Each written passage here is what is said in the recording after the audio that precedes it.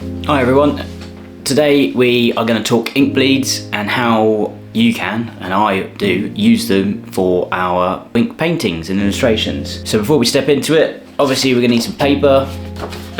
This is just some watercolour paper because things are going to get very wet. Obviously we've got some clean water. This is going to be from a dirty water because we want to keep them separate. Ink, so I'm using Winsor & Newton Indian ink, and some paintbrushes, possibly some kitchen roll or a towel, but we'll get to that later on. So stay tuned, see what we can make. Right, so this is pre-watered down black ink, so it'll make more of a grey colour. This is obviously neat black ink, so I'll quickly show you the difference. So obviously black ink on paper, and then the watered down ink, when that dries it will obviously be more of a grey colour. But what we're here for is bleeds. So we put some clean water down. I use the black first, and as you can see it starts making some really nice effects. That was a little bit. If you put some more in, you can make things darker, but it will only ever go as far as the water, which is quite handy.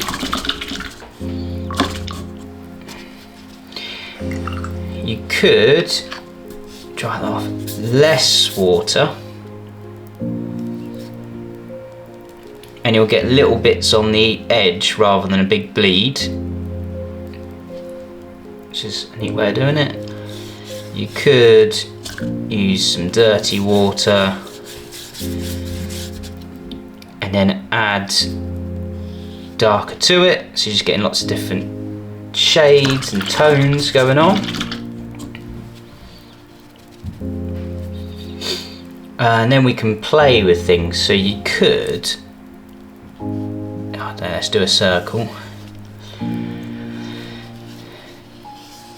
You can outline your shapes, or make your shapes on the page first. There's a bit of a circle there. We'll use the watered down ink. And you see with the watered down ink you're getting much more delicate effects, but it will only ever go as far as the shape. Then you can add more ink. I love it when that happens. You could leave that now and then see how it dries, but obviously there'll be different shades, different effects. You can try with adding some more water just to see what happens, and it will start pushing the ink around more. And as you can see, I'm already going to my go-to ink splats, which is what I love doing.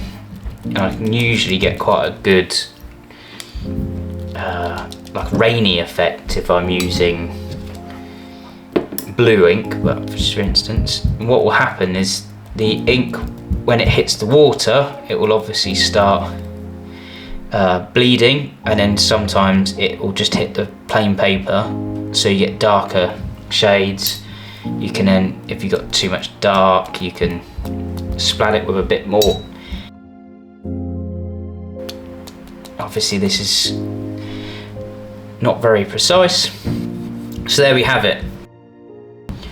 We've just got different ways of creating some nice effects using ink bleeds. It takes a little practice. Obviously here I've used quite a lot of ink, so it depends what sort of effect you want to go for. I always find with these sorts of things when I'm painting my crabby animals is less is more, and I gradually build things up. So something like this, I would almost let that dry and then you can go again on top.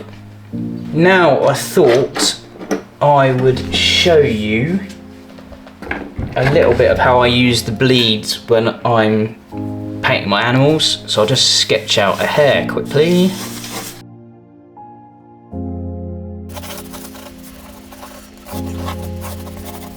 Because obviously with the hare, there's places we're going to want it to be quite thick and places we don't. So what I'll do is I'll almost paint with the water first. I'm going to do it in black, but obviously this will usually be like, I'll probably use nut brown normally. And as you can see, you can start getting some nice textures. You can move things around, blend things out, put it where you want it more dark. But this is how I would build up. So this would be my first layer, quite light. Might start adding some darker bits in. Nose, we obviously want black eyes.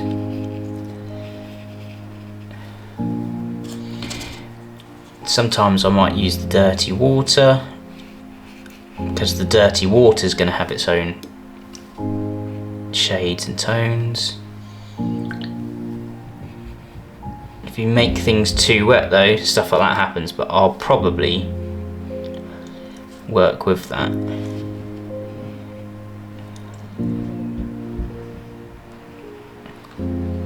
So I use this really to get my shadows in.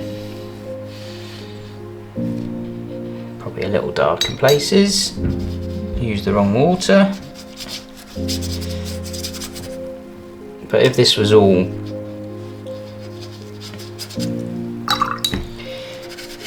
brown ink, you can see how it would layer up.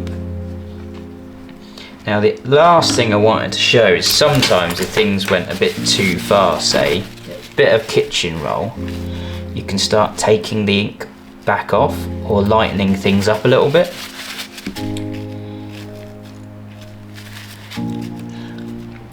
It's almost like rubbing out, but you've got to do it whilst it's still wet. And again, using something like kitchen roll will add to the textures of the painting as well. And we slowly just start building in, adding some details.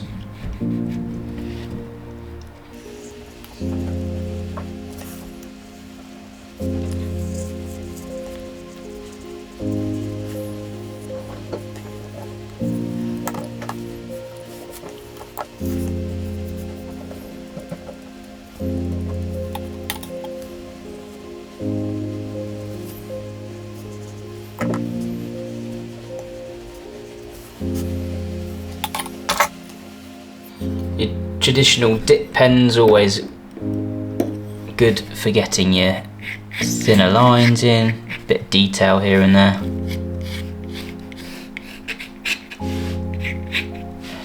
Sometimes find this is better once it's dry, but I'm just trying to do a quick finished piece for you.